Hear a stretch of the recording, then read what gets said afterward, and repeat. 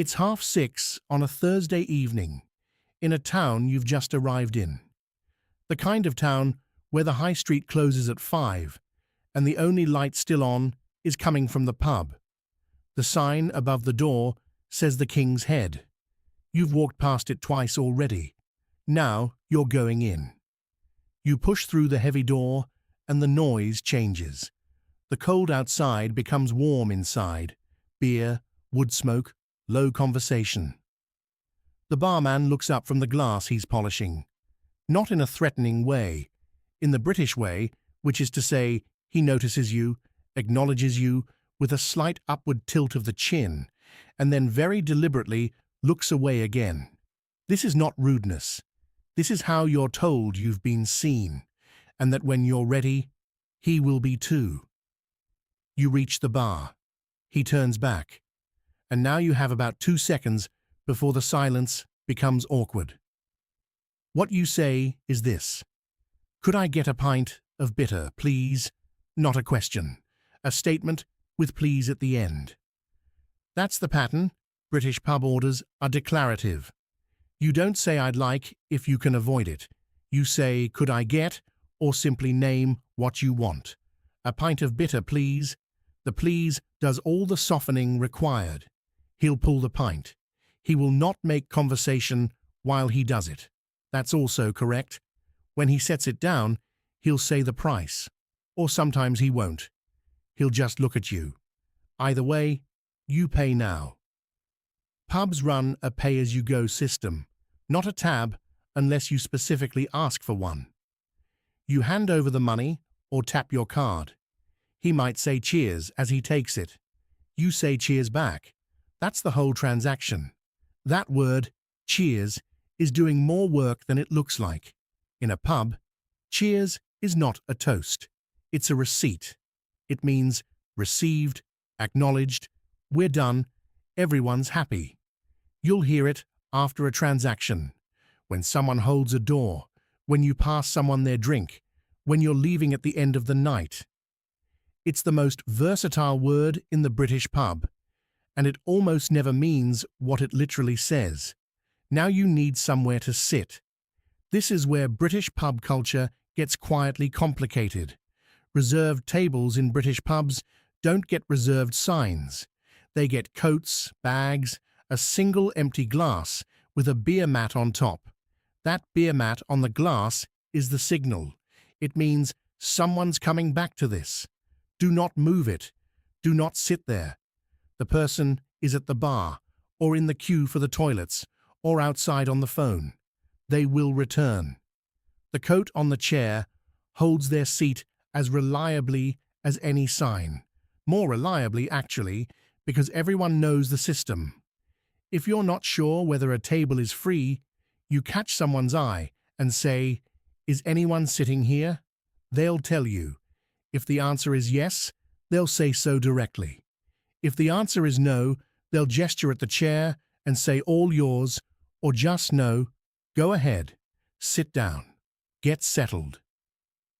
In a few minutes, if someone in your group wants another drink, they'll stand up and say, "I'll get these. What are you having?" This is the round system. And understanding it is the difference between fitting in and quietly marking yourself as someone who doesn't quite know how things work. Here is how it works. When you're out with a group, you don't order individually at the bar each time you want a drink. Each person, in turn, buys a round for everyone. If there are 4 of you, each person buys once over the course of the evening, and everyone ends up having had 4 drinks bought for them in full. The maths balances out. That's not really the point. The point is that the round system is not about money. It's about belonging. When someone buys you a drink, they're saying, "You're part of this group." When you buy the next round, you're saying, "I'm part of this group too." That exchange, that back and forth of rounds, is how British people build an evening together, which means that skipping your round is not a neutral act. It's a small social statement that you're happy to receive but not to give, that you're outside the group logic rather than inside it. Nobody will say anything. That's not how it works. But they will notice, and they will remember. If someone offers a round and you genuinely don't want another drink, you say, "I'm all right, cheers." 3 words. The cheers softens the refusal into something warm rather than something blunt. Never just shake your head. Never say nothing. Always acknowledge the offer, even when you're turning it down. And if you're not drinking alcohol, perfectly common, nobody makes a fuss, you say, "I'm fine with this. Thanks if you have something already," or "Could I get a lime and soda, please?" when it's your round. You still buy a round. You just don't drink one. That's the correct behavior, and it will earn you exactly 0 awkwardness. Right. Let's pause here for a moment, because you've already picked up 5 things that will serve you in any British pub, anywhere in the country. "Could I get a pint of bitter, please?" The declarative order, "please," does the softening. Cheers, receipt, not toast, used after transactions and when leaving. "Is anyone sitting here?" The polite check before taking a table. "I'll get these. What are you having?" "My round." "You're included." "I'm all right." Cheers, soft refusal, warm, not blunt. Keep those 5, and the rest of the evening will take care of itself. Now there's one more thing you need to know about the bar itself, and it matters more than almost anything else. There is almost never a physical queue at a British pub bar. No rope, no number system, no obvious line. What there is instead is a collective, unspoken, entirely invisible understanding of who arrived first. The barman tracks this. Everyone waiting tracks this. If you walk up to a bar where 3 people are already waiting, you do not immediately try to catch the barman's eye.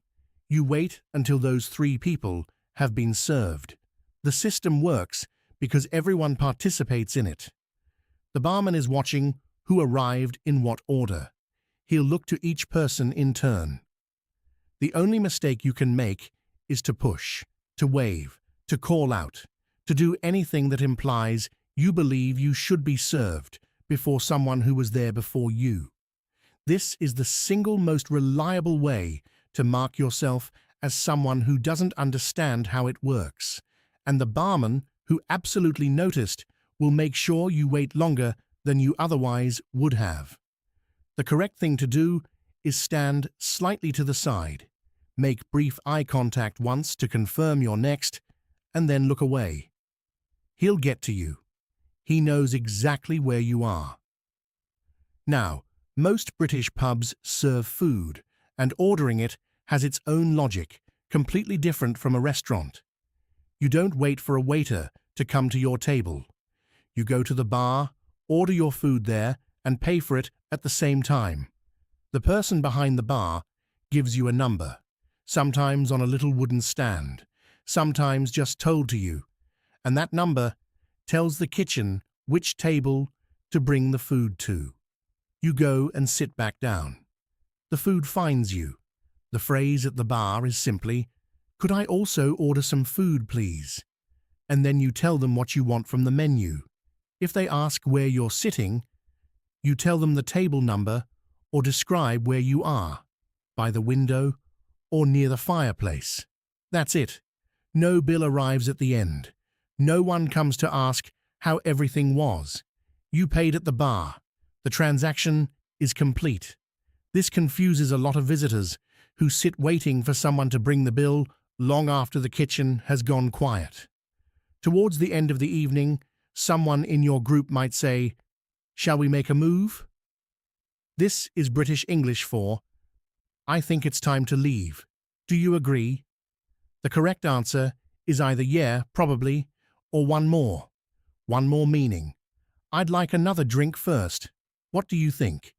Both answers are completely acceptable. One more is practically a British institution. Half the country's social history has been decided in the moment between "shall we make a move?" and "one more." If you're leaving and you pass the barman, you might say "cheers, mate," or just "cheers." Not required, but it's the kind of thing British people do almost automatically, and doing it will make you feel for one small moment as though you might just belong here. That's a British pub evening, end to end. And here are the phrases that held it together. Could I get a pint of bitter, please? Declarative order, the please does the softening. Cheers. Receipt, not toast. After a transaction. When declining, when leaving. Is anyone sitting here?